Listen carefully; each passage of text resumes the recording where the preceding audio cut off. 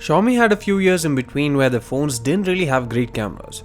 However, with the Mi A1 they changed the photography game in its segment, and the Note 5 Pro also showcased a focus on videos. Now, the Note 7 Pro brings something unheard of in a device below 20k rupees, and it seems too good to be true. Is it so, or is the Note 7 Pro really good? This is Sandeep from RevAtlas, let's find out. This video is brought to you by Zest Money. Visit zestmoney.in and avail instant loans to buy your favorite smartphone. It's an entirely digital process with high approval rates, seamless EMI payments, and even zero pre-closure charges. But the best part of all is the 0% interest on most merchants, and you don't even need a credit card or a credit score either. The Note 7 Pro has a half-inch 48MP Sony IMX586 sensor along with a 5MP f2.4 depth sensor. It has f1.79 aperture and 0.8 micron pixel size, but the quad biot array combines information from 4 different pixels into one, thus giving 1.6 micron pixel size. The Note 7 Pro captures photos in 12MP resolution by default with pixel binning, but you can capture in 48MP mode as well. 48MP mode does not allow for HDR and needs to be toggled using a separate button in auto or pro mode. In terms of size, the photos are roughly 3 times larger when using 48MP mode compared to 12MP mode. Naturally, in terms of image quality, the first thing to discuss are the details and sharpness. There's plenty of detail and sharpness on the photos captured by Note 7 Pro in both the 12MP and 48MP modes.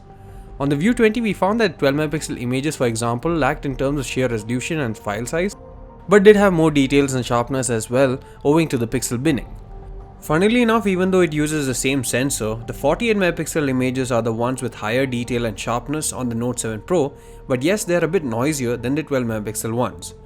As for color accuracy and white balancing, the Note 7 Pro does good as well. It's somewhere in between a neutral and a saturated color palette and should impress fans of both, as it leaves more room to play with later on. Dynamic range is pretty good by default, and the HDR mode doesn't make things drastically different. Nonetheless, it's better to capture in HDR mode at all times and make sure you get the best possible dynamic range. It's probably one of the best, if not the best, in the segment when it comes to dynamic range. Portrait mode on the Note 7 Pro is probably one of its best abilities.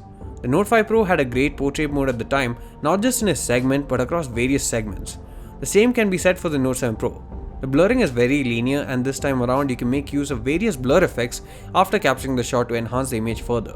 You can choose different lighting effects as well as trail lighting, which can even be saved as a GIF or video. There's also the option to adjust the level of blur or focus after the image is captured. The Note 7 Pro also holds on to good detail on the portion in focus rather than softening the image overall, which is something many other phones in this price segment do. It also gets tiny portions between two desirably in focus portions blurred very well.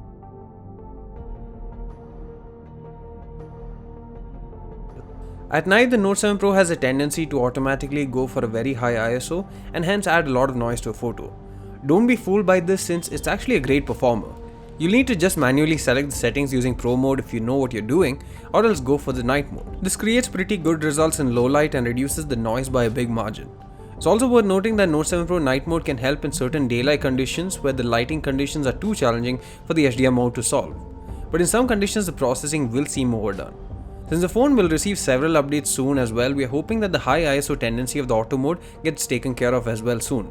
Panoramic images are great in terms of detailing and sharpness, and the stitching is also on point, provided that you pan it slowly enough and give enough time for the phone to stitch it properly. The front-facing camera is a 13MP f2 unit. At a glance, the photos look good and have sufficient details and sharpness to it, and they also have good colors and white balance. However, I have a feeling that the images aren't as sharp or detailed as, say, the Redmi Note 6 Pro. Still good, but I just feel that the previous generation was better for selfies. We'll be comparing both soon in a video, so you'll have the final answer in that. In terms of dynamic range, it's a bit limited, and as a result you'll need to resort to the HDR mode more often than not, but that does help to a large extent, especially in terms of highlights. Portrait mode is handled very well and edge detection is on point. Even when there are multiple subjects in the frame, there aren't too many errors or blurred portions in the frame.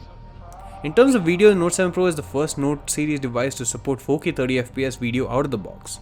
However, if you want EIS, you need to stick to 1080p 30fps mode, and 4K videos have much higher detailing and bitrate, so if you want the best looking image, then that's the one to go for. But you would need to make use of a gimbal or a tripod to get stable footage, without which it is shaky. Else it's best to stick to 1080p, which is very smooth with EIS and still has pretty good detailing. Focus hunting is still there, especially if you do fast movements, but otherwise it has been minimized to a large extent. The front-facing camera video also caps out at 1080p 30fps but without EIS. It has got good detailing and sharpness, but the audio is mono. Hey guys, this is Sunday from RevAtlas and this is the front-facing camera on the Redmi Note 7 Pro, capturing 1080p video at 30fps. Let me know what you guys think about the overall sharpness, the dynamic range, the image quality, and how well it's become my voice in this scenario. Note 7 Pro also supports 120fps videos in either 1080p or 720p resolution for slow motion capture. The camera supports Pro mode and has a shutter speed between 1/1000th of a second and 32 seconds. Sadly, there's no support for RAW in the default camera app, but there should be. Luckily, we find solace in the fact that the Note 7 Pro supports Camera 2 API out of the box, and as a result, you can make use of third-party apps to capture RAW photos as well as install Gcam or Google Camera mods. The issue currently is that the photos aren't really optimized for Note 7 Pro. We tried several different ports and only one or two worked, and even when they did, portrait mode didn't work on any, and the most important thing is that the images were desaturated. This is something that could be fixed if worked upon by developers, but currently it seems like the new Sony IMX586 sensor or the Snapdragon 675 chipset or both could be causing some issues when it comes to the end result. The Note 7 Pro is one of the best, if not the best camera phone under 15k rupees currently. The sensor that you get with it is so advanced and capable that no other brand gives it to you on such a well-priced device, and that's what makes this device all the more alluring.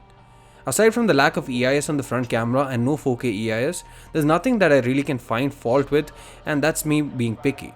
No other device in the segment offers that either. If you're looking for an all-in-one camera phone at a budget, then this is the best out there. Thanks for watching this video. Please do subscribe to our channel and hit the bell icon to get notified of our latest videos. Thanks for watching this video. Make sure you visit zestmoney.in and avail instant loans to purchase your dream products, be it a smartphone, electronics, furniture, and more across Flipkart, Amazon, and more than 100 other partners.